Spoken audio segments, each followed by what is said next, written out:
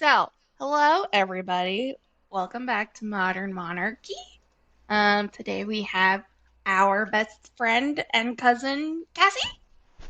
Are you your best friend? Wow. Yeah. Amazing. And I am Jen. I don't know if I ever really introduced myself at the beginning of these episodes. We're on like episode 13 at this point, and I'm still not sure I'm if pretty sure we don't. I'm pretty sure I just go, hey, Modern Monarchy. This is what we're talking about. It doesn't matter who I am. I think it's because when I watch YouTube videos, I skip over intros rather frequently. And I have realized now that I am not alone because when I skip over the first like 3 minutes of a video because I know this creator does their intro every video, my Mm. YouTube then pops up a little message that says, you just skipped over a frequently skipped over part. I'm like, yeah, nobody's listening, especially if you're at the beginning of your video automatically going, like, subscribe, comment. And you're just like, about what? What if I don't even know you yet? Also, also, when it's the pre-recorded one, like that one, Like they have a spiel. yeah. But it's the pre-recorded, so it's like, I guess I think about that more of podcasts than YouTube videos specifically. But Oh, like I know. I mean, yeah, in a like the, podcast, I most definitely are just skipping through the first like 3 minutes like of, the, first of all, ads. yeah, yeah. I don't need that I shit. think like when they have like a bumper. Yes. Yeah.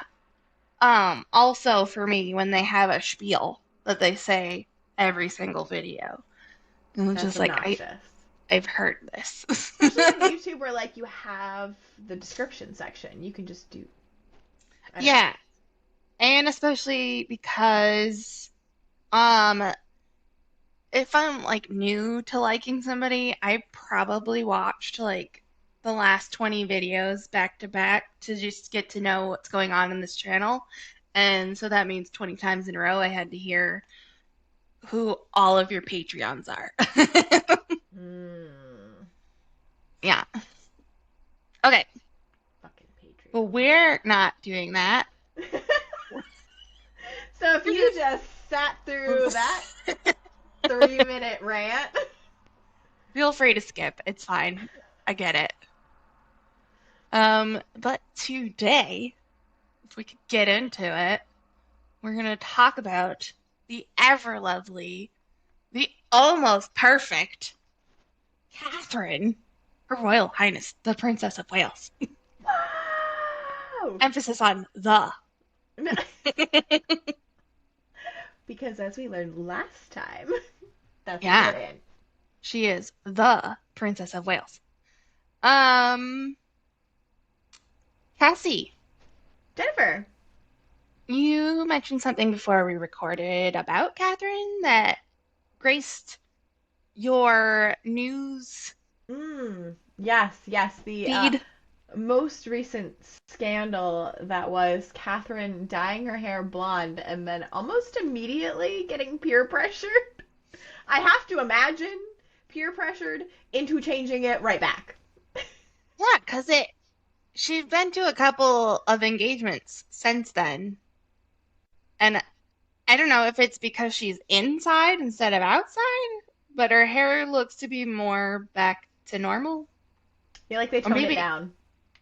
or it's just me. I don't know. There's that one picture, though, where she has so much volume at the crown of her head that Have I seen this one? have you not?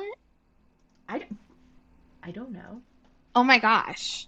Everybody was saying she's wearing a wig. Do we think she's a?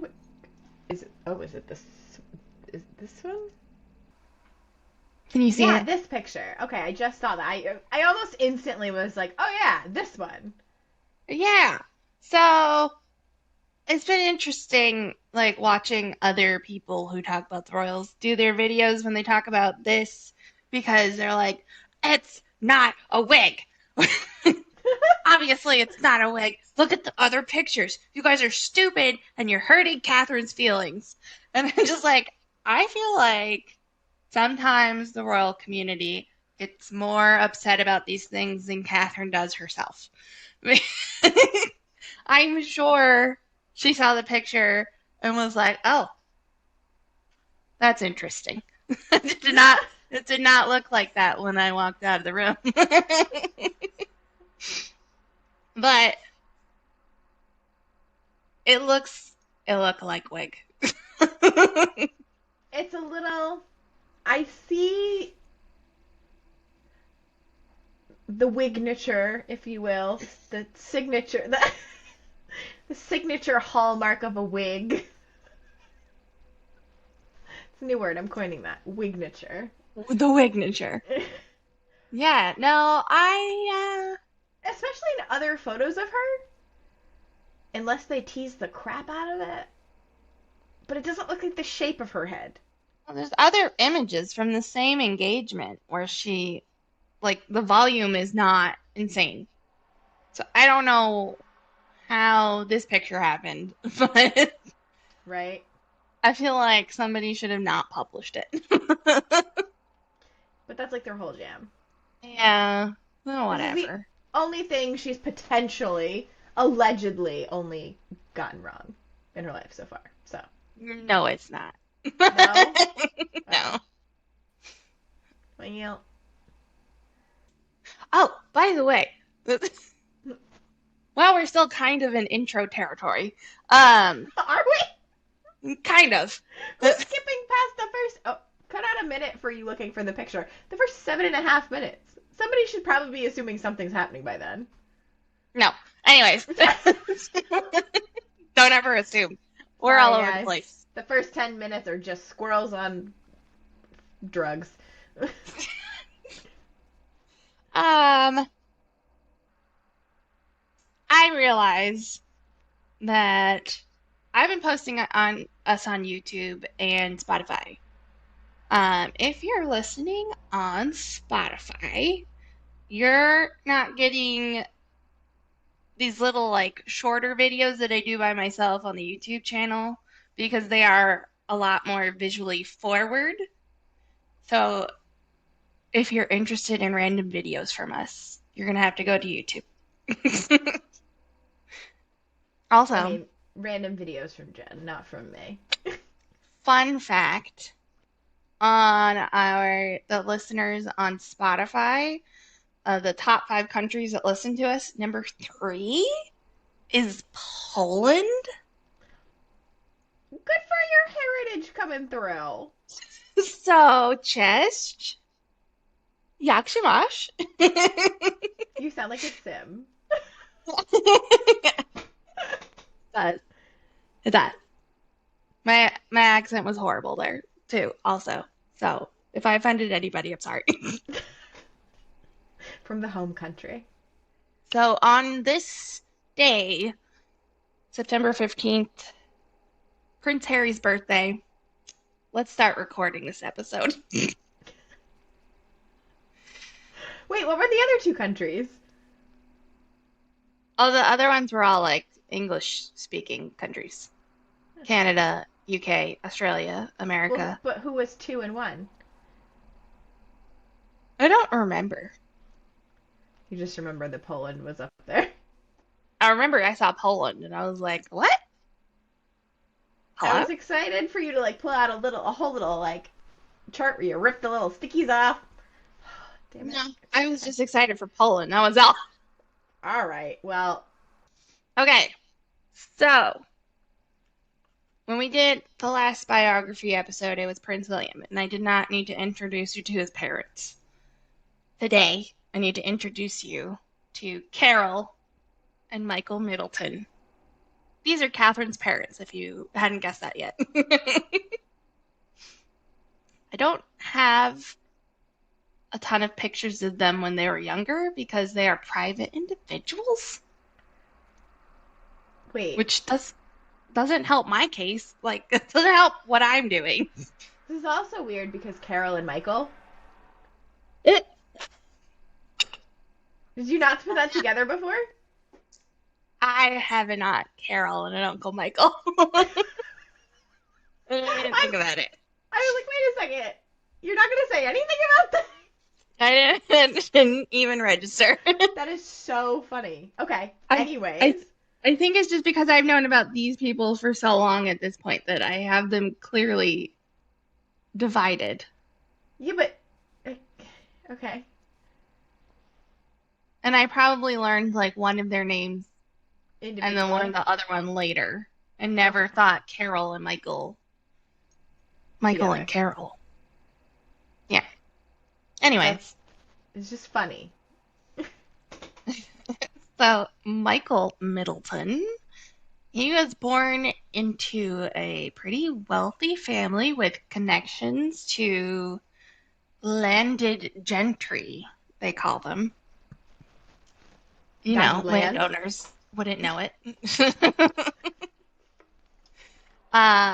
His grandparents, Noel and Olive Middleton, Olive. Olive, That's such a cute name. I love that. they were pretty high in society, to the point that they played host to members of the British royal families in the 20s through the 40s. Another piece of information that is important to note about Michael Middleton is that when he meets Carol, he is working for British Airways as a flight dispatcher. Carol, née Goldsmith, obviously now Middleton, she was born into a working class family, but if you go back far enough, she does have connections to aristocracy. But I feel like you can do that with most English people. Fair. The island's not that big. So with her, it feels like a stretch a little bit. Yeah, I mean, obviously, when Catherine was dating William, the newspapers just dug into her entire family history, just looking for anything. When she meets Michael, she's also working for British Airways as a flight attendant. Oh. It's a British Airways love story. Nothing beats a British Airways holiday. They were married June 20th, 1980, at the Church of St. James Very in cute. Dorney, Buckinghamshire. Said that right. That's a really cute church, though. I they all are. No, they're not. Some are Over like, there? yeah. What do you Some are mean, no, not they're not? cute. Some of them are like drudgy. Okay. This one's cute. So Carol said in an interview about their wedding that she's, quote, said, I found the venue, I organized the wedding breakfast, the bonfire, and chili con carne for the evening, and that's how it went. It was just like an easy peasy ceremony and essentially a barbecue. With some chili. Yeah. Okay. I don't have any pictures of the wedding, but we do know what her wedding dress looked like because later her now daughter-in-law would wear her wedding dress at her wedding. So this is the dress. That's actually incredibly cute. Was this like redone for her wedding? Uh-uh. Oh, this is like totally exactly what it was? I believe so. Also, these photos are adorable. Yeah, they are. But I love that dress. It's really cute. Little Yeah. tableclothy, but also cute. I like it. I'm down to wear a tablecloth. Uh, Catherine was born January 9th, 1982, at the Royal Berkshire. Oh, sorry, English pronunciation. It's spelled Berkshire. It is pronounced Berkshire.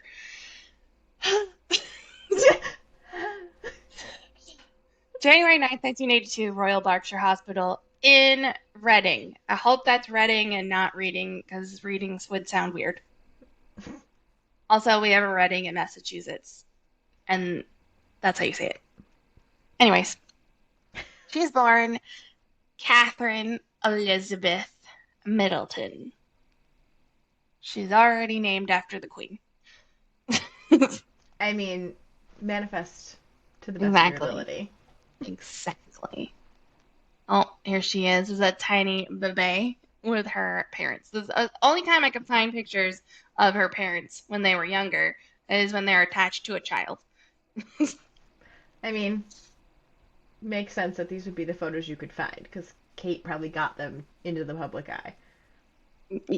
Yeah, or friends or family or whatever.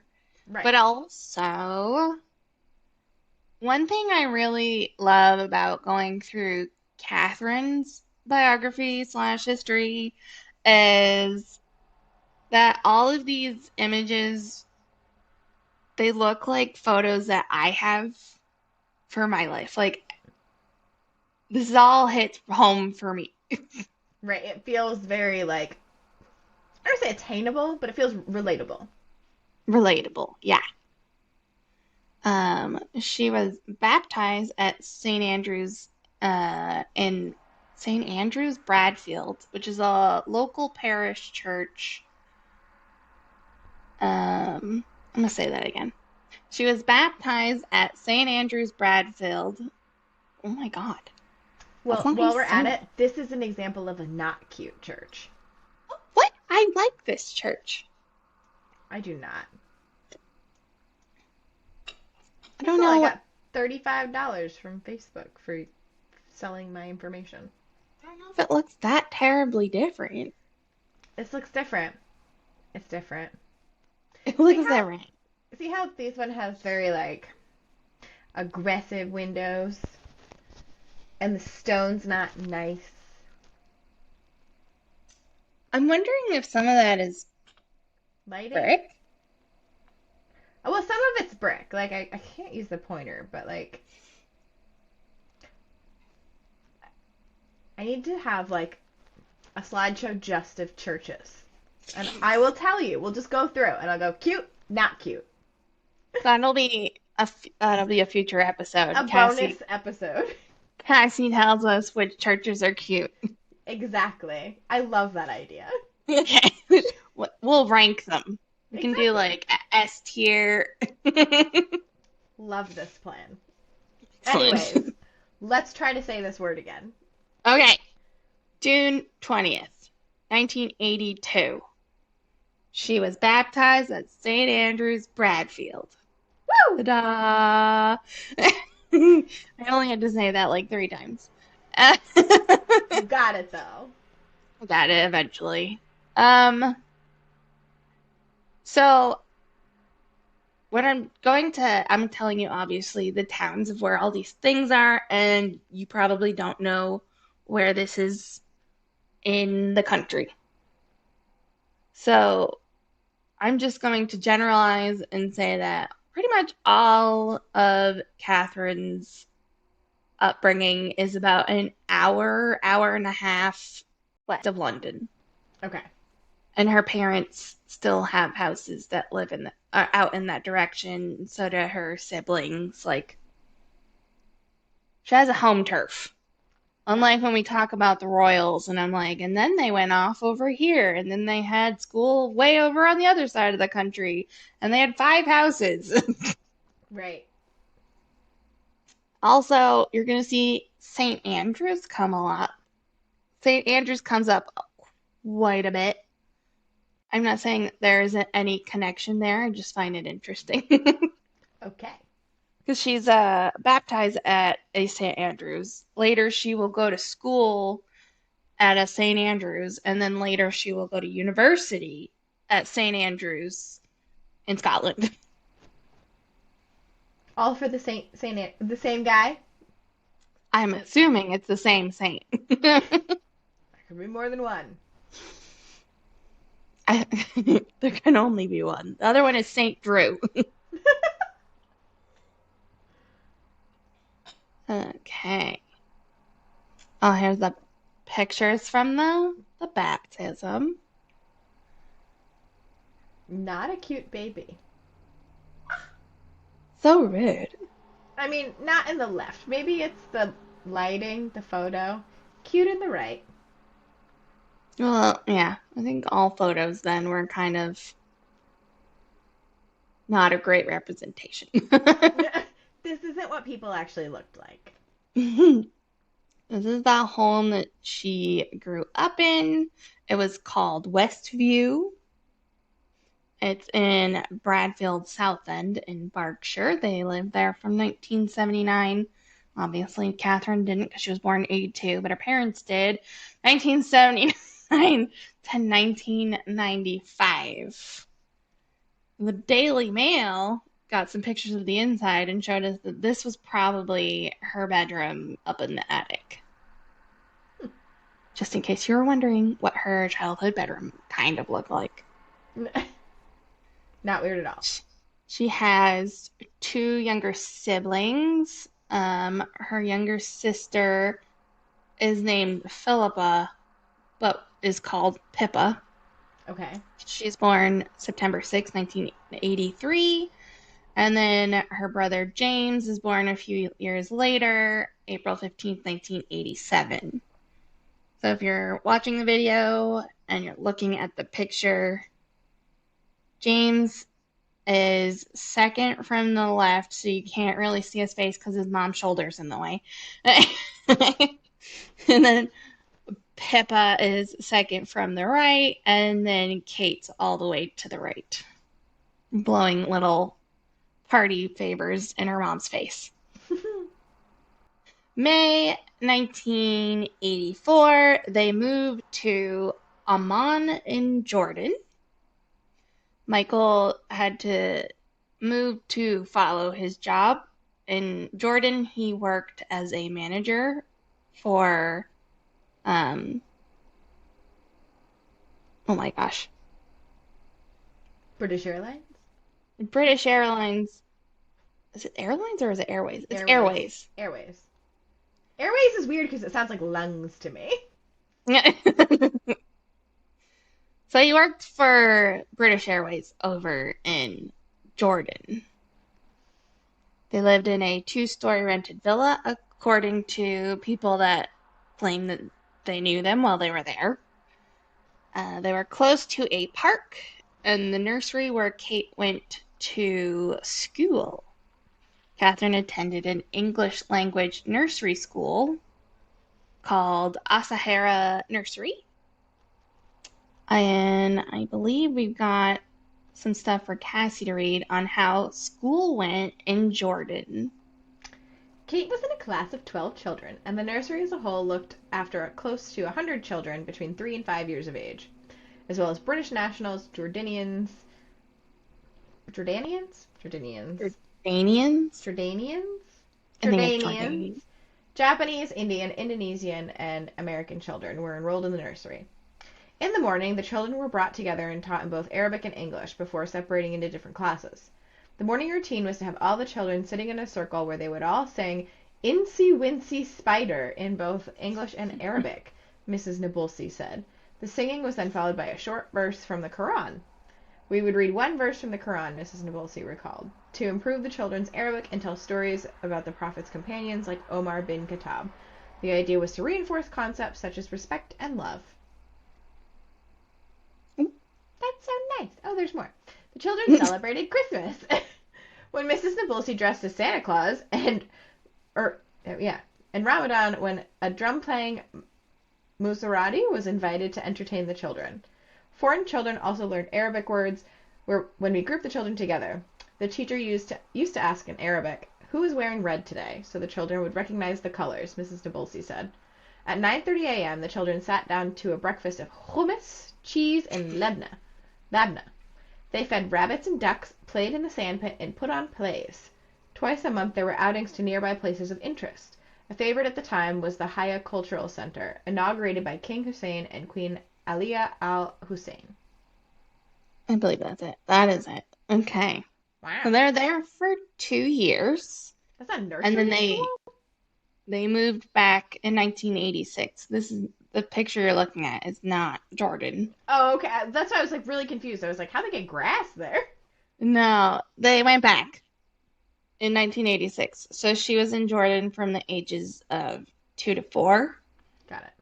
So she probably remembers little bits here and there, but probably doesn't remember that much. Incy But Wincy Spider. but now Catherine and William will take their families occasionally to go on vacation in Jordan. They're friends with the Jordanian royal family. We love Jordan. Woo! September 1986, at age 4, she starts going to St. Andrew's School in the hamlet of Buckhold near Pangbourne in Berkshire. I don't know why I decided to torture myself with all these names. She boarded part weekly at St. Andrews in the later years that she was there. She was very sporty. This is where she learned that she has a love for sports, but also music. And later, she'll learn that she loves art, like more visual forms of art. But at St. Andrews, um, she was a keen pianist, a flautist, and a chorister. 1993, she's 11 years old at St. Andrew's School. She gets the part of Eliza Doolittle in the musical My Fair Lady, and we have a clip. All I want is a room somewhere far away from the cold night air, with one enormous chair. And wouldn't it be lovely? Lots of chocolate for me to eat, lots of cow milk and lots of eat. Warm face, warm hands, warm feet, and wouldn't it be lovely? As a lovely is it and absolutely still. I would never budge till spring crept on my windowsill. Couple years later, we're not going to play any clips from this one, but she will, um, when she's 13 years old, she will be in a play where she plays a girl who sees a fortune teller that tells her she's going to marry a rich man. And towards the end of the play, the rich man does propose to her, and his name is William. Crazy. Crazy. In 1987, her mother will found a company called Party Pieces. It's a privately held mail order company that sold party supplies and decorations. After realizing the limited and unimaginative selection of party supplies for her daughter Kate's 5th birthday, she just decided to find supplies and start selling them herself. So the business will grow to a point that in 1989, her husband is going to quit his job to help her with party pieces. Wow. Yeah. And I think she just sold party pieces a few years ago. Wow. So she had it for a while. Yeah. And it's still going. Yeah. It's still a thing. Wow. Good for her. Good for So Miss Carol. if you need any party stuff, here's a good website. It has nothing to do with Carol anymore, but you can still buy stuff. It I mean, is it good stuff? looked cute. I mean, it's party stuff. It's not stuff you're going to keep around forever. In 1995, the family will move to the village of Bucklebury. Cute. Yeah. Buckleberry. And this property is known as Oak Acre. I do Also not cute. do not have pictures of the inside. I'm sorry. Ooh, fancy. She will go to Down House School. She moved partway through her first year because she was picked on at the all girls boarding school, leaving like picked on to the point that it left her thin and pale. Hmm, And so they decided you can't go to school here anymore. that's awful. They think some of the reason is that she joined the school at 13 and everybody else started at 11, so everybody's already friends, but also kids are just awful. Kids are mean. Um, she missed out on bonding with her fellow pupils due to being a day student instead of a boarder. According to a fellow Downhouse alum named Emma Sale, she said it is a very cliquey school and there was a lot of pressure. The girls were all high achievers. Everyone wanted to be the best, the fittest, the prettiest, and I think Kate was miserable from the start. So we got her out of there. We're now going to Marlborough. Marlborough, my favorite word. Marlborough College. It's one of those words I just can't think about it too much before I say it. I just have to say it. That's fair. I like this fun little hill in the front. I do too. It's very whimsical. I would have Googled it, but I was going on too many tangents trying to make these notes. Like I keep getting distracted. And then I end up going down like a 45-minute, hour-long rabbit hole on something that I'm like, I can't even put this in the notes because it's too much tangential information. It's too niche. Do you keep seeing me glitch? Yeah, sometimes. Okay. Is this your new setup? Yeah, Glitching? yeah. It's the camera. Interesting. Interesting. Okay. Um, Anyways. she boarded at this school from 1996 to 2000. It is a co-ed school, and it is rumored that people think Catherine would want her kids to go to this school so that they could all go to the same school. Because if George and Louis go to Eton, then Charlotte can't go to Eton because it's an all-boys school. Mhm. Although I have heard some people will go, I think they can make an exception for a princess. But would you want to be the only girl in an all-boys boarding school? Absolutely not. I mean, not. Well, I don't know. Some people maybe. I would not. That does not sound like fun to me. That sounds awful. She continues to show talent in sports. She was captain of the girls' field hockey team. Former Damn. classmates described her to the Daily Mail as a model student.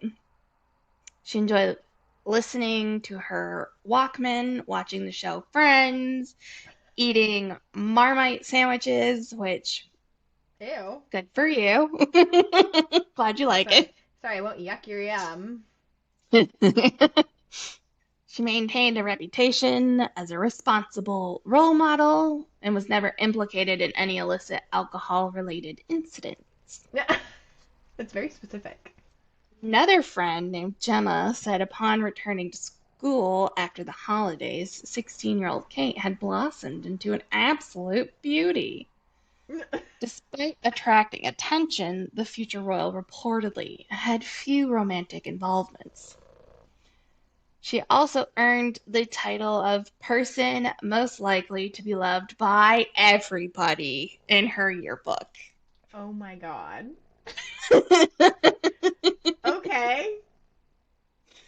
So this has been going on for a while. I was gonna say, like, I don't even think that was a category in mine. We didn't have set, I mean, that there are some normal categories that show up in your superlatives in the yearbook. Okay. That's the day we're Everybody, having. everybody okay? Everybody's fine. She just chucked my water bottle off the freaking desk. You didn't need it. I do. I do, actually. It's about time she was also awarded the Gold Duke of Edinburgh Award, which is a youth development program which involves self-improvement activities, including volunteering, outdoor stuff, and sports. And by outdoor stuff, I mean like they would go on days-long treks outside. Cool. It's like So Girl Scouts. it's it's co-ed But Boy and it's Scouts is kind of now. kind of like Scouts, but it seems to be that everybody's gunning for the awards. Like they have big um, tests and all these activities you have to go through to get the Okay. awards. So it's less like merit badgy and more like actual you compete for it. Yeah. I Yeah. mean, you're not really competing against other people. Like I feel like if everybody does the work to get the award, you get the award. Got it. Each level of the program has four sections that participants must complete in volunteering skills, physical, and expedition. Participants must participants must complete each section and meet the specific requirements to achieve the respective award level. For gold, which is what she went for, of course, because she's perfect. And 6 months of volunteering, 12 months of working on a skill, 18 months of physical recreation, which, she does like all kinds of sports and field hockey champion. She's a Real field easy. hockey Done. captain. And then you have to do a 4-day, 4-night self-sufficient hike and camping trip. Oh, would you like to read Catherine's quote on her time trying to win her Duke of Edinburgh award? I can remember trying to cook bacon in the soaking wet she shared in Philip Schofield's new documentary, When Philip Met Prince Philip, 60 Years at the Duke of Edinburgh's Award. Everything was just stopping, and I was trying and trying to cook bacon. I remember saying, you know what, I think we're just going to have plain sandwiches. Bread. Basic bread and butter. See, she's resourceful. Clearly the bacon's not happening. As a teenager, she also underwent an operation on the left side of her head, reportedly to remove a lump. Um, the school notified her parents immediately about the lump, and her mother, Carol, took her to the hospital where she had surgery to remove it. This was brought up in the news at Kate's first solo engagement. You could see the scar on the side of her head through her hair. Mm. And I think they had to clear up what the scar was for because people were saying that like, She's a oh look, lizard. she's a lizard person. No. Um they said it looks like somebody put in extensions the wrong way and you can see the tracks. Mm. Yeah. So soon blogs were awash with news that Her Royal Highness and her shiny, luscious, perfect locks were something of a dupe, as zoomed-in photos seemed to be taken of proof that the royal who had her hair pulled back on this occasion had inadvertently revealed what they thought was an extension track. Going back to when she was a young lady, she was offered a place at the University of Edinburgh, but she decided to take a gap year instead of going straight into university. Her gap year was spent in a few different places. She studied at the British Institute of Florence in Italy, Ooh. which is based at the Palazzo dello Strozzino. and the Palazzo Lanfredini. Fun fact about um, the British Institute of Florence is that in 1985, Prince Charles became the Institute's patron. Yeah. So her future father-in-law. She studied Italian and the history of art here, and this picture specifically is also one of those pictures that is just like it looks like pictures I have from my life. Also funny because it probably could have been a picture of you in Italy. You mean like these? There's that same Really, quality. like the flash lighting. Yeah, where like everything is dark and around the picture, but the flash is flashing and people's eyes are glaring. And no, like in the group photo, like clearly you have somebody sitting in front of somebody. Like it's very hmm human, not very Yeah, staged. yeah. Then she also traveled to Chile to participate in a Raleigh International program weeks after Prince William left the same program. Hmm. Hmm, Did she know that? who knows? Was she stalking him? Who knows? Seems a little crazy. After her gap year, she goes to the University of St. Andrews in Scotland. She gets her degree in art history. Initially, she was studying psychology, but changed into the art history major. She worked part time as a waitress while she did her studying. She met a guy named Steve. Don't know if That you've heard of him. silly Steve. Look at that, Steve. Look at that Steve. She was an active member of the Lumsden Club, which is an all-female Scottish charity supporting women, children, and the arts while she was there. And she graduated in 2005.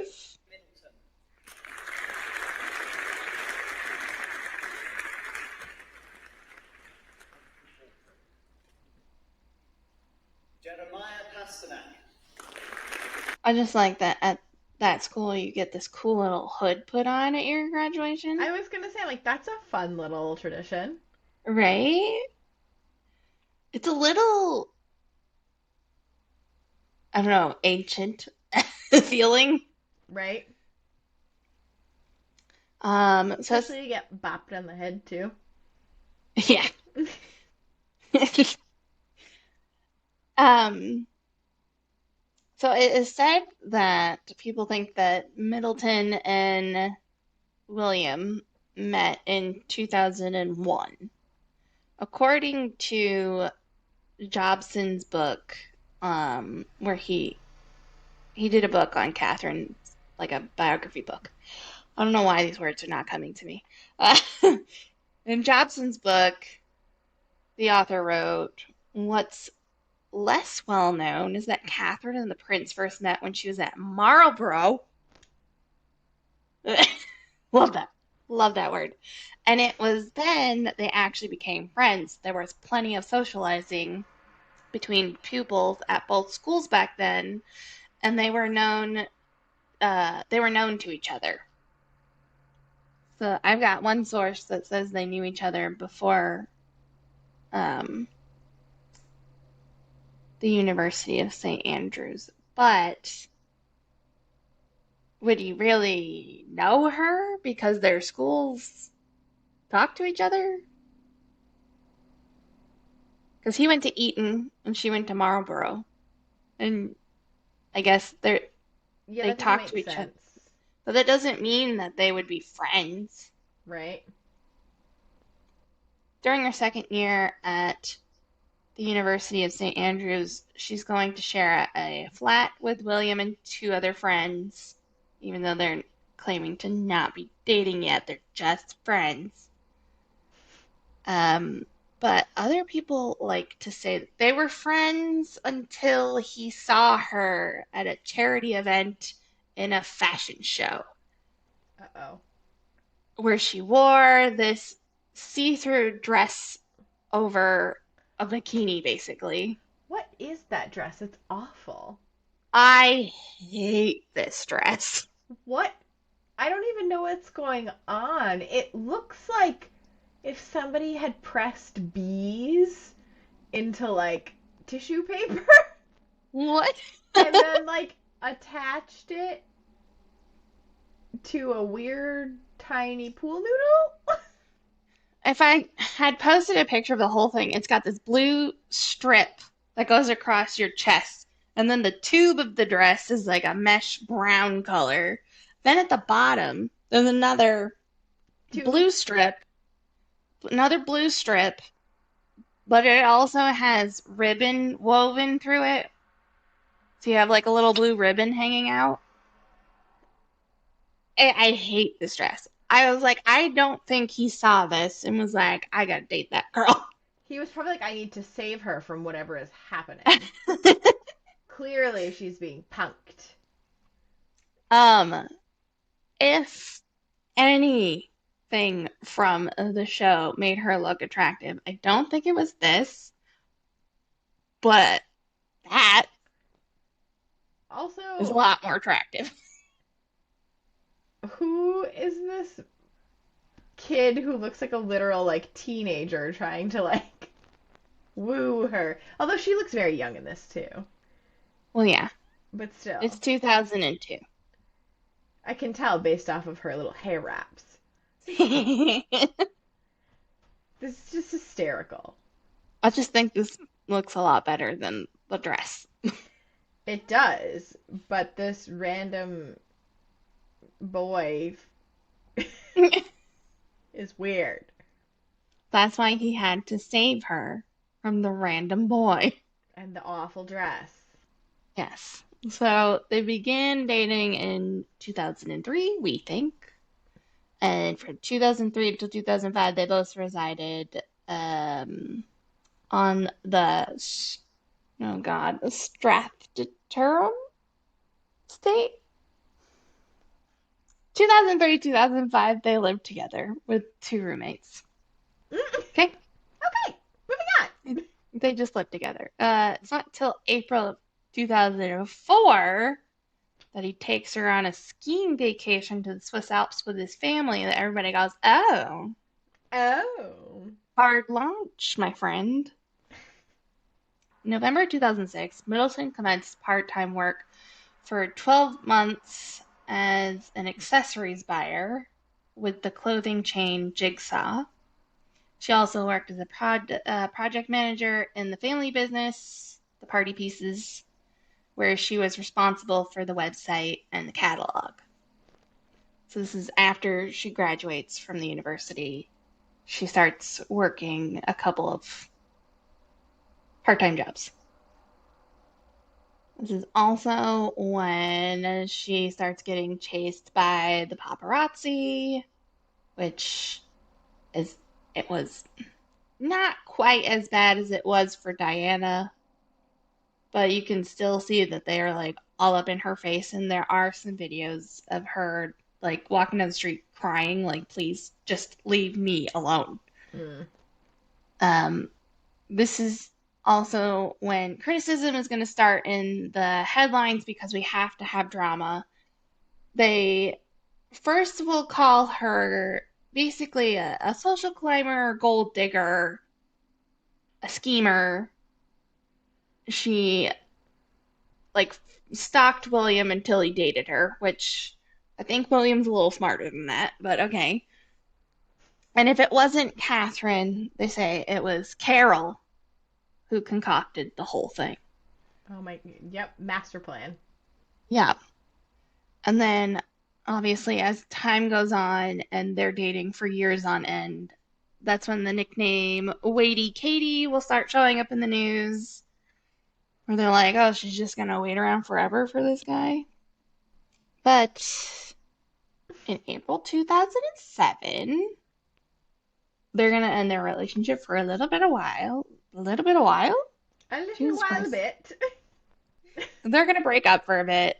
And like I said in William's episode, Catherine is gonna go out on the town with Pippa, and they are gonna be the Sizzler sisters, just bebopping around. You see them Bebopping. all over the place. And again, these pictures are just like clothing I would have worn. I love it. I love it. Although that green piece over here with the yellow shorts, I believe, was a costume for like a themed night out, That which feels is like why an her 80s theme, yeah. friend is wearing a tutu. Yeah, maybe her friend just likes tutus. Maybe that's what her friend wears. But in May 2008, we'll know that they are back together because Kate Middleton, she will attend the wedding of Peter Phillips, which is William's cousin, to Autumn Kelly, which they are now divorced and he is currently engaged to get married to somebody else. Fun fact. So she ends up she basically hangs out with Harry and his current girlfriend, and they have a grand old time at this wedding. So this wedding is where she will meet Queen Elizabeth for the first time.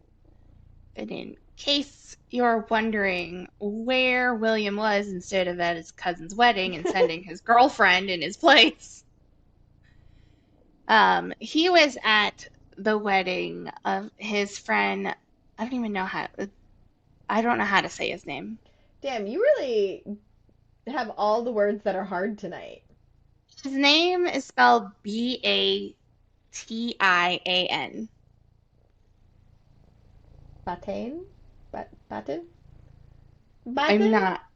I'm not. I'm not doing it. Okay, that's fair. So his friend is part of the Craig Douglas family that own the Lewa Wildlife Conservancy in Kenya, which, if that rings any bells, this is where he's going to propose to Catherine in a couple of years. I was gonna say, I'm like, where have I heard that? And then we're just gonna cut to a little clip from their engagement interview.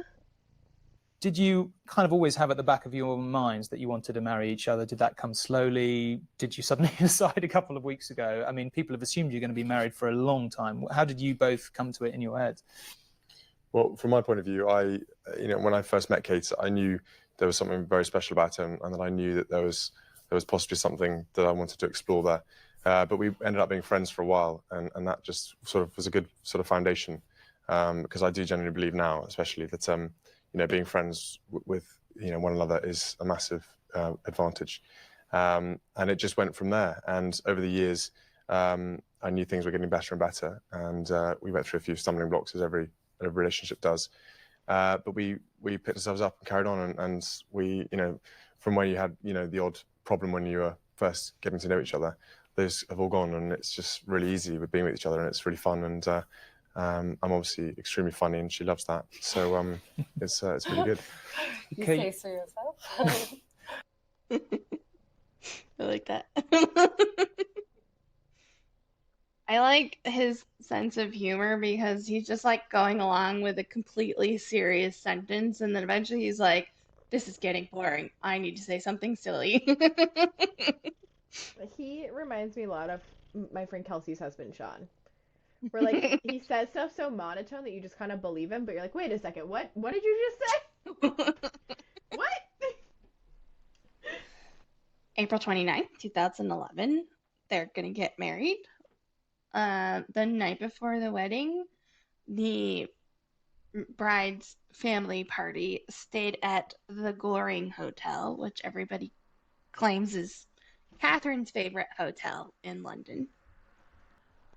I was just gonna say we've been over this wedding already in William's episode, so don't really want to repeat myself too much. So go back and watch the Prince William episode if you want to hear more about the wedding. Yeah. But now she is known as the Duchess of Cambridge. The. the Duchess of Cambridge. At the beginning of her royal career, she's obviously going to get critiqued some more because that's what you do with public figures. But now this is going to start leading to some people saying that I don't know what the word is. She's boring. Oh, Like people think that she doesn't really have much of a voice because people don't see her talk much. And then when she does go to talk on camera, you're going to see that she is very much not used to being like in the spotlight.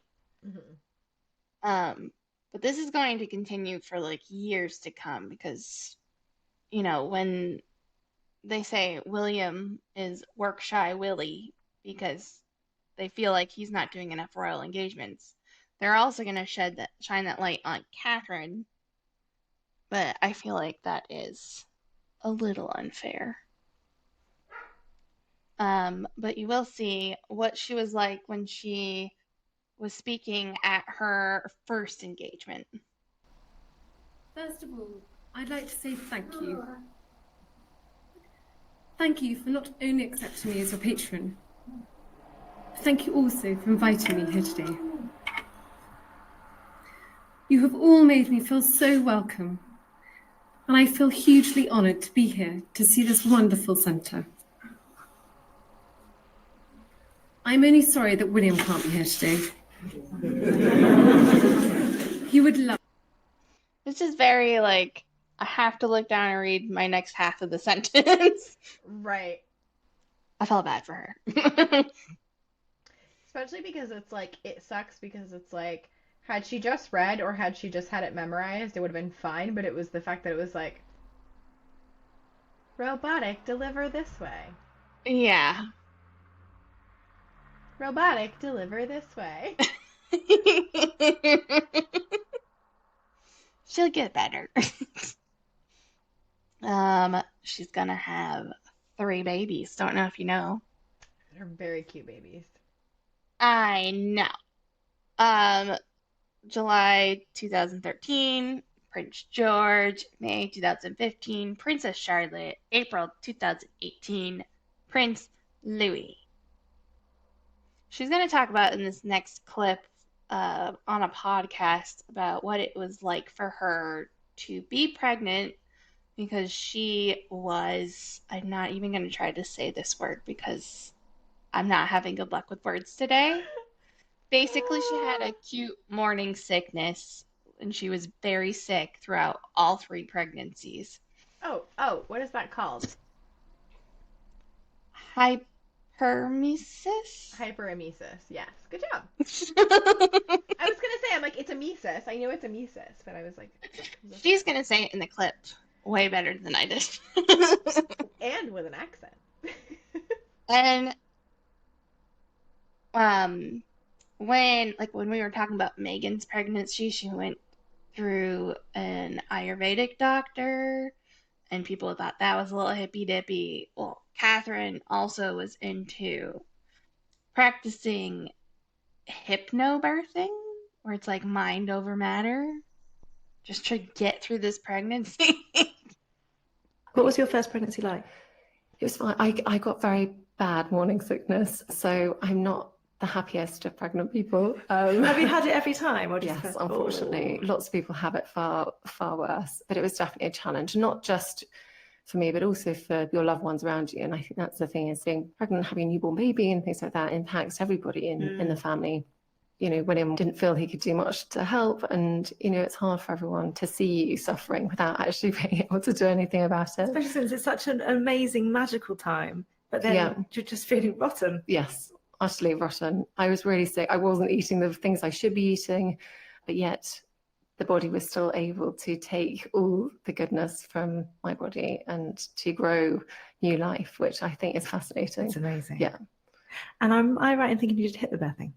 Yes. I did hypnobirthing. Yes, Yeah. I did. Well, actually, it was through hyperemesis that I really realised the power of the mind over the body, because I really had to try everything to try and Are help you me through giggling it. because you're thinking about the power of the mind when you're giving birth? Do you know what I mean? Yeah. It's kind of that. I think it's something that people have been talking about more and more. It is an amazing thing. It's literally just stilling your mind and stopping all that noise, and it's not hippy dippy. No. And also all. there's levels of it. I'm not going to say that William was standing there sort of chanting sweet nothings at me. He definitely wasn't. I didn't even ask him about it, but this is something I wanted to do for myself. I saw the power of it really, sort of with meditation and the deep breathing and things like that they teach you in hypnobirthing when I was really sick. And actually I realized that this was something that I could take control of, I suppose, during labor. It was hugely powerful. And actually, because it had been so bad during pregnancy, I actually really quite liked labor, because you're so nearly over. Because it was something that actually is an event that I knew that there was going to be an ending to. But I know some people do have really, really difficult times. It's not for everybody. No, it's absolutely not. So.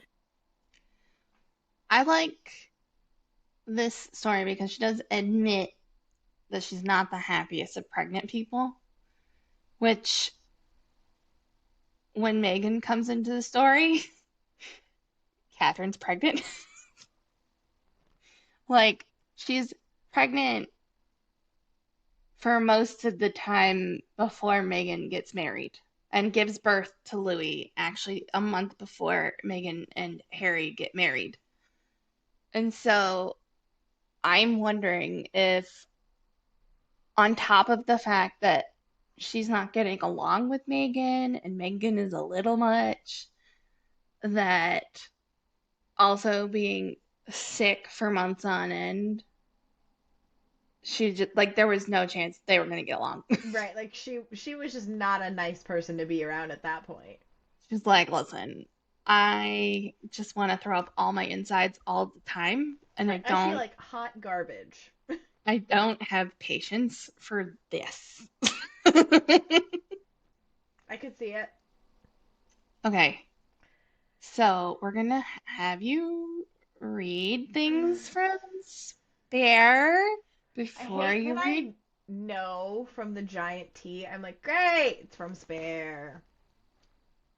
I tried to do, I tried to get some story from another book that I have on my Kindle reader, and so it could have been that, but the other book doesn't have a search feature, so I'm like, I'm not gonna go through 400 pages. That's fair. To find what I'm looking for. So before you read this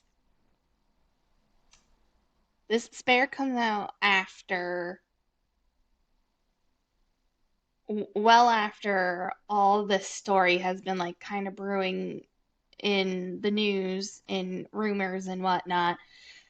Somebody tells the Times that there's a story that before the wedding, Megan made Kate cry, and it's not certain if she cried because she was so frustrated with seeing how Megan was treating the staff, because that is also a problem that Catherine seems to have had with Megan.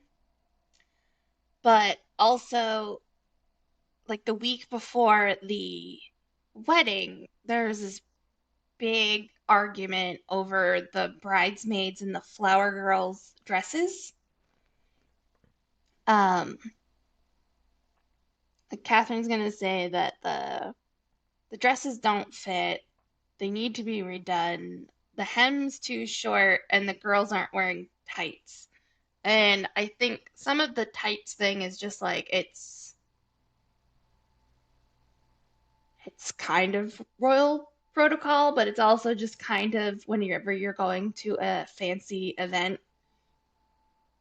I put on tights. Like, I put on nylons of some sort. Right. So it would make sense that royal children would also wear tights under a dress. And the fact that these little girls are like little tiny children, and if they fall over and their dress comes up, there's nothing hiding what's underneath there. So it's just multi-purpose. We should have tights on these children. I was gonna say, it's a pretty standard request. Yeah, Megan got her way, I guess, in the end, and no tights on the kids. but in the Oprah interview, Megan's gonna say, I didn't make Kate cry, Kate made me cry, which is just really, I don't even care who made who cry. I don't care. And then Harry's gonna write about the same situation in Spare a couple of years after that. So you're gonna read, I think it's 2 pages from Spare. Okay. The next day, Meg had a text from Kate. There was a problem with the dresses for the bridesmaids, apparently. They needed altering. The dresses were French couture, hand-sewn from measurement only. So it wasn't a big shock that they might need altering. Meg didn't reply to Kate straight away. Yes, she had endless wedding-related texts, but mostly she was dealing with the chaos surrounding her father. So the next morning, she texted Kate that our tailor was standing by, at the palace. His name was AJ. That wasn't sufficient. They set up a time to speak in the afternoon. Charlotte's dress is too big, too long, too baggy. She cried when she tried it on at home, Kate said. Right, and I told you the tailor has been standing by since 8 a.m., here, at KP. Can you take Charlotte to have it altered as the other moms are doing? No, all the dresses need to be remade. Her own wedding dress designer agreed, Kate added. Meg asked if Kate was aware of what was going on right now with her father. Kate said that she was well aware, but the dresses. And the wedding is in 4 days. Yes, Kate, I know. And Kate had other problems with the way Meg was planning her wedding. Something about a party for the Page Boys. The Page Boys? Half the kids in the wedding are from North America. They haven't even arrived yet. It went back and forth. I'm not sure what else to say. If the dress doesn't fit, then please take Charlotte to see AJ. He's been waiting all day. Fine. A short time later, I arrived home and found Meg on the floor, sobbing. I told you when we did the episode where we talked about the 3 different miscarriage stories and all 3 of them have her on the ground sobbing, that this is a running theme for her. Clearly. I was horrified to see her so upset, but I didn't think it a catastrophe. Emotions were running high, of course, after the stress of the last week, the last month, the last day. It was intolerable, but temporary. Kate hadn't meant any harm, I told her. Indeed, the next morning Kate came by with flowers and a card and said she was sorry. Meg's best friend Lindsay was in the kitchen when she turned up. Simple misunderstanding, I told myself. I don't even know what to make of this story because some of these things don't make any sense. Like something about a party for the Page Boys. I don't know any wedding that has a party for the Page Boys. Well, not a lot of places have Page Boys or weddings. I just feel like this is such a random story because, first of all, what does that have anything to do with anything? Second of Oh, all, it's just to further paint Catherine as a cold-hearted bitch. Even though, if you read the book, when he first meets Catherine, and pretty much up until Megan gets there, he loves Catherine. One of his favorite things to do is to make her laugh. Like, he just loves her. And then as soon as Megan gets there, now Kate is a cold-hearted bitch. interesting. Yeah, I also, to put the things that are happening with Megan's father stuff in context, this is the week before the wedding, and Megan's father was in the middle of arguing with Megan and Harry about whether or not he had sold pictures to the paparazzi about him getting ready for the wedding because Megan thought that was not the thing to do.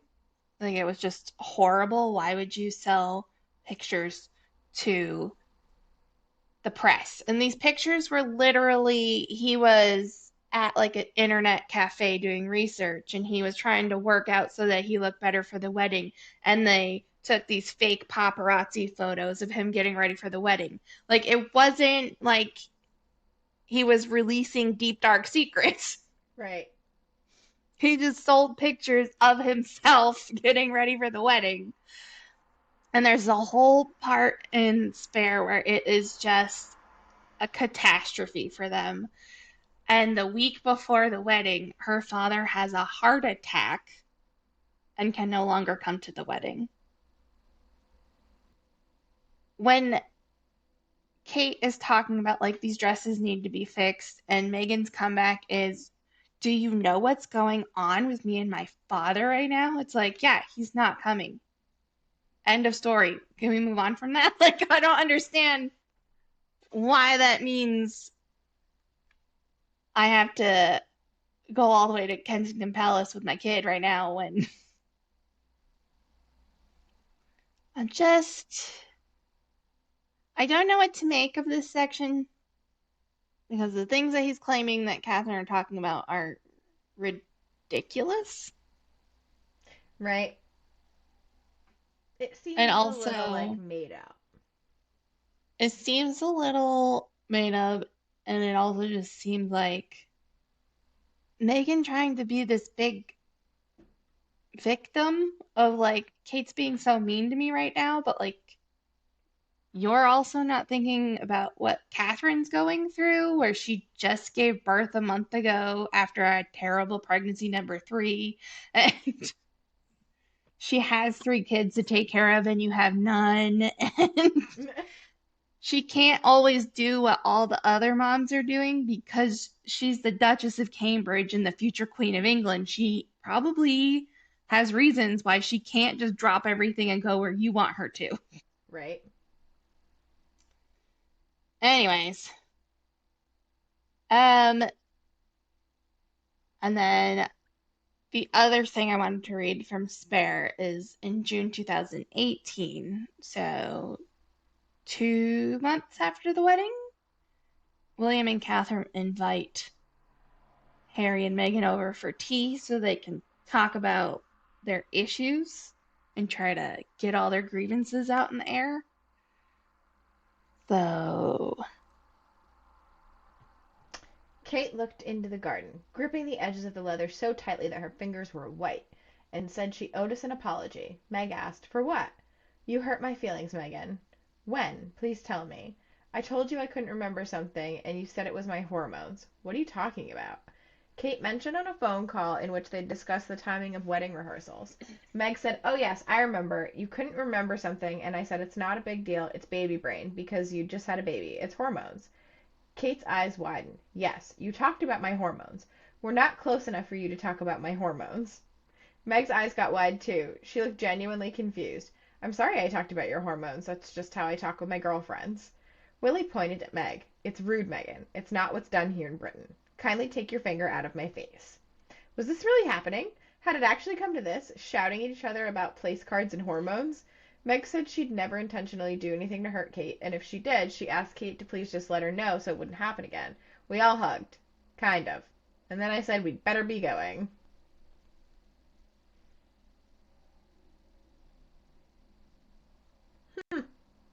hmm. I I also would not appreciate if somebody that if anybody really told me I had baby brain. You know, like I feel like that is the same comment as like, "Oh, you're pissed off, you must be on your period." Yeah, it definitely feels like one of those things where, like, it's okay if you say it, where you're like, oh, you know what, I'm so sorry, I'm feeling like I'm having some baby brain right now. Yeah. Like, that's one thing. It's another thing for somebody else to say it to you and be like, oh, you just have baby brain. You dumb idiot. You dumb hormonal idiot. It's not your fault you're stupid. It's the babies. Yeah. It's just really frustrating that the first part of the book, after he meets Catherine, Catherine is this wonderful, lovely person. As soon as Megan enters the picture, we try The to story paint changes. Catherine. Catherine is this horrible witch of a person who grips the edge of the leather chair so tight that her knuckles whiten. Jesus Like a Christ, witch. dude. Yeah. All right. Let's get away from the Sussexes. In March 2019, Catherine is going to convene a steering group to look at what could be done to bring about long-lasting change to the lives of children by focusing on the earliest stages of life, pre-birth to 5 years of age. I chose to post a picture of this article from the Heads Together website because if you remember, when Catherine married into the family, she joined the Royal Foundation with William and Harry. Yes. And right before Harry met Meghan, the three of them had a campaign called Heads Together to encourage everybody to talk about their mental health. Mhm. At the tail end of Heads Together being a thing, you'll notice that the Duchess of Cambridge, Catherine, is starting to focus more on the mental health of children, which is going to lead to her having this, like a research group who they'll put out a survey to the British public on their opinions on how to raise healthy children. They will also have people who actually do research with studies on how to raise the happiest children, and they will use this information to create the Royal Foundation Center for Early Childhood. And this is Catherine's big thing, where William has Earthshot and Homewards for the environment and the environment and trying to get rid of homelessness in the UK. Mhm. The reason why Catherine focuses on children, and she says in one video, is like, people assume it's because I'm a parent that's why I'm doing this, which I could see people doing that in the news, but if you just think about it for a second, lots of people are parents and they don't focus their entire lives on children. So I think it's really an individual interest, but also with that Heads Together program, you'll notice William and Catherine focusing a lot of their causes on mental health in different aspects. Like, William's usually worried about he's focusing on the mental health of people who are homeless. He works on mental health of people in the military. That's really important to him. And Catherine focuses on the children because the thought process is everybody's brain is wired in the first 5 years of life. So everything you experience tells who you're going to be in the future, sort of. You know? Mm-hmm. And so there are lots of videos on the YouTube page, for example, for the Center of Early Childhood, that talk about how parents can parent a happy child, on how people in the community can help parents, how employers can help working parents, and just trying to create a happier generation to not only create fewer problems in the future that lead to things like homelessness and ending up in jail, or just all other sorts of issues that come with mental illness issues, mental health issues. Yeah, I feel like I'm repeating myself at this point. Just kind of like saying the same thing in different words. Anyways, I mean, not this is Catherine's super, big thing. but good for her. Yay! That's nice. Since 2021, the Princess of Wales has spearheaded the Together at Christmas carol service at Westminster Abbey, and it's something that I like to watch every year. She has artists and entertainers who come in and sing carols.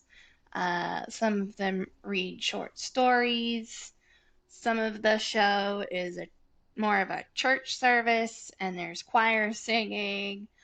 And sometimes, like in this middle bottom picture, there's Catherine sitting at a piano. She's doing a duet with one of the singers.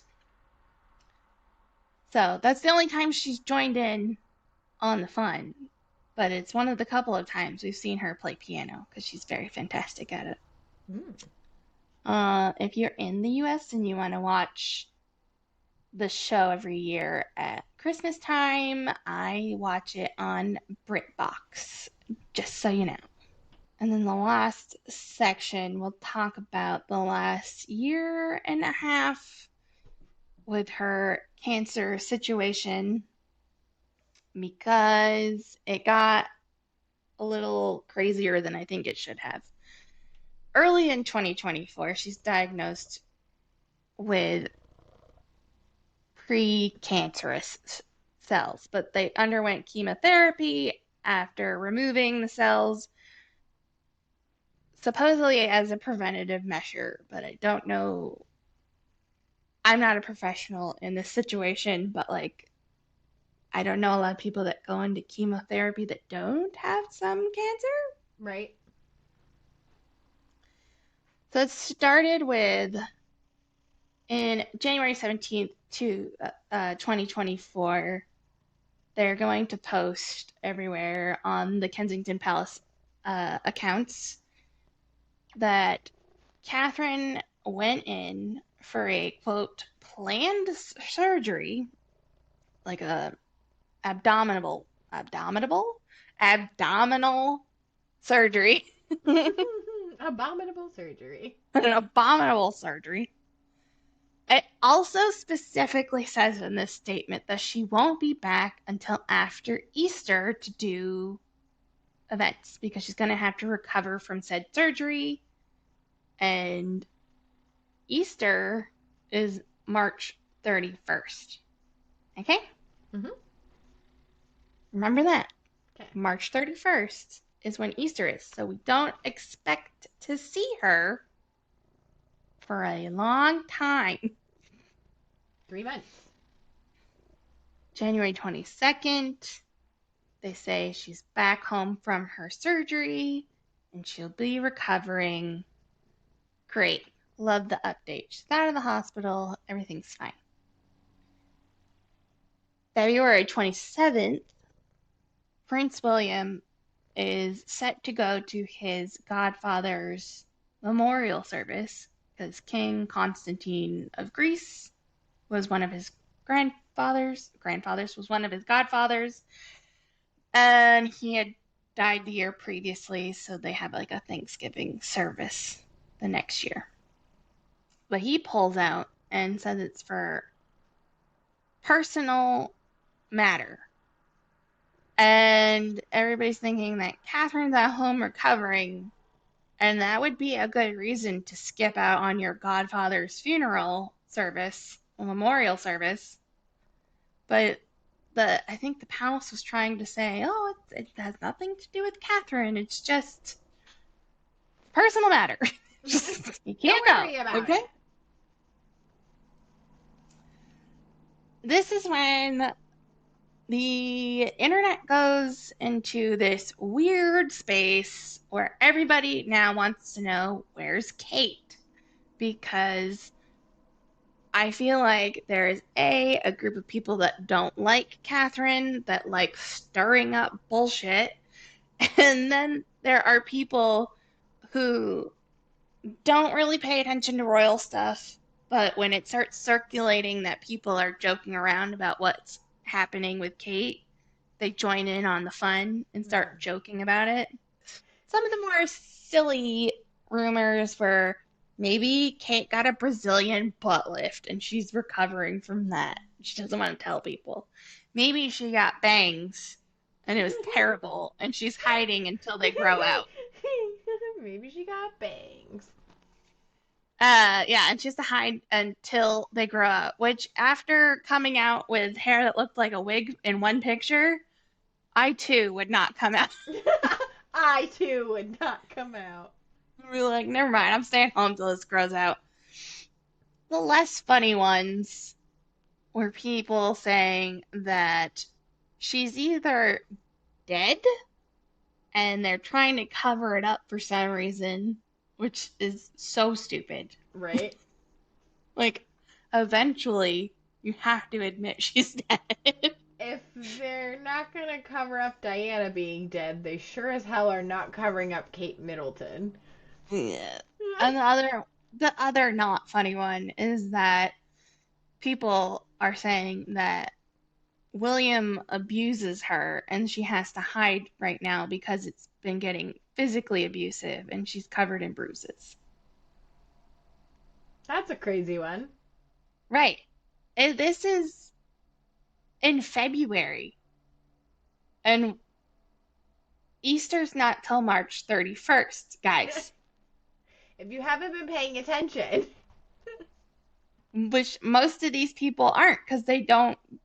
I feel like more than half the people doing this stuff literally just are joining in on the fun on the internet.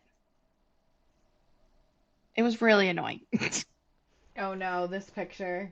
Then there's this picture with all of the like 13 different Photoshop issues that came out, and people were like, they're definitely covering up the fact that she's dead, because that's not a real picture.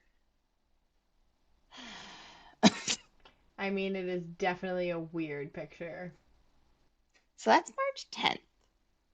March 22nd, after 12 more days of this Where's Kate thing getting like wildly out of control in the press, she posted a video, and I'm just going to play the whole video because it's an important video. I'm not dead. I wanted to take this opportunity to say thank you personally for all the wonderful messages of support and for your understanding whilst I've been recovering from surgery. It has been an incredibly tough couple of months for our entire family, but I've had a fantastic medical team who have taken great care of me, for which I'm so grateful. In January, I underwent major abdominal surgery in London, and at the time, it was thought that my condition was non-cancerous. The surgery was successful. However, tests after the operation found cancer had been present. My medical team therefore advised that I should undergo a course of preventative chemotherapy, and I'm now in the early stages of that treatment. This, of course, came as a huge shock, and William and I have been doing everything we can to process and manage this privately for the sake of our young family. As you can imagine, this has taken time. It has taken me time to recover from major surgery in order to start my treatment. But most importantly, it has taken us time to explain everything to George, Charlotte, and Louis in a way that's appropriate for them and to reassure them that I'm going to be okay. As I've said to them, I am well and getting stronger every day by focusing on the things that will help me heal in my mind, body, and spirits. Having William by my side is a great source of comfort and reassurance too, as is the love, support, and kindness that has been shown by so many of you. It means so much to us both. We hope that you'll understand that as a family, we now need some time, space, and privacy while I complete my treatment. My work has always brought me a deep sense of joy, and I look forward to being back when I'm able. But for now, I must focus on making a full recovery. At this time, I'm also thinking of all those whose lives have been affected by cancer. For everyone facing this disease, in whatever form, please do not lose faith or hope. You are not alone. How many people said that was AI? That's what I was gonna say. I know. There were two groups of reactions. There were the people who had jumped on the bandwagon of picking on where's Kate and just saying ridiculous stuff, now felt horrible. And then the people who don't like Kate and just like to stir things up. This is AI. This is not a real video. She's dead. It's the production value. I think at this point it's anytime anyone does a sitting video where you don't move. Well, that's what I mean. It's like it's that if your face formula. is the only one, if your face is the only thing that's moving, maybe a hand every now and then, it's AI. Right. June 14th, she posts this picture next to a tree saying that things are going well with her chemo treatment and that she will be attending Trooping the Color, which is going to be like her first event, like royal event, since she had her surgery. And then in September 2024, she's going to announce that she is done with her chemotherapy, but that she's still recovering. And I think even to this day, she is working a lot more often than she was last year, but there are still times where we think we're going to see her somewhere and she doesn't show up, or like for Ascot this year, somebody announced that she was going to be there for a day of Ascot and she ended up not going, so they had to like pull her name off the schedule, and so people got concerned. Also, if you notice this picture and the last picture, she's next to trees. This year, pretty much with each new season, she's been posting these videos about talking about like the healing powers of nature, and people say that she seems to be almost more spiritual now since her cancer situation. And I definitely noticed that she definitely likes to be outside doing lots of nature stuff and promoting everybody go outside. Just go outside and touch grass, please. I also would love nature if all of the world's press were just constantly wondering where the heck I am. So, I think that's it. Yeah. That's her at Trooping the Color last year. Or this year. This year. How do we feel about Catherine? How did you feel before learning about Catherine? How do you feel about Catherine now? I mean, I always had a generally favorable opinion of her. And so I feel that that has been validated. Like, I definitely don't dislike her at all. Like, I think she's a fine addition to the family. And she seems like a good match for him. I do too. And I think one of the things that people have always critiqued her on is they feel like she's just this, especially before she became Princess of Wales and she was the Duchess of Cambridge and she was raising tiny children and being pregnant all the time and miserable. No, she didn't go to as many royal engagements as Princess Anne. Sorry. I was gonna say, I'm like, except Princess Anne wasn't pregnant. Right. I also like, they say that she's quiet, she doesn't really have a voice, but I feel like she knows what her job is, and her most important job is to raise these children. Right. And also, like, in her defense, in this situation, it's almost better to say less than to say something dumb. Right. So, like, part of the reason why I think Catherine has an easier time dealing with royal life than Meghan did is that Catherine doesn't put herself out there too much. She doesn't do a bunch of unnecessary interviews for you to get a gotcha moment on her. Right. It's kind of like she's not as private as Queen Elizabeth was, but the reason why everybody likes Queen Elizabeth is that she never did interviews and you just barely knew who she was, but she was kind of a blank canvas. Right. And you could imagine her almost any way you want to. And so I feel like if you're a quieter individual as royal, and every time you are on camera is to shine the light on whatever charity you're working on, not how I'm doing. That's all we want from you. Like, Right. that's what you're for. So, if you are still watching this video, you should give it a like, maybe write a comment. I don't know, it's up to you. But it'd be real cool. You can also hit subscribe and maybe the notification bell, because sometimes, like I said, when we're not doing these episodes on off weeks, I sometimes do random videos on some other topic. And you're gonna want to know when we do a Cassie Rates Churches episode. So. Oh, yeah. That's going to be a blast. I am gonna love it. And you are gonna be so confused. I'm going to love it because I'm going to give you the reins. Yes. That would be an episode that would be Cassie headed. We need to do this now. I'm committed. I'm committed to the bit. That, or we could do some sort of ranking thing later. When you know more, you could rank your favorite royal family members.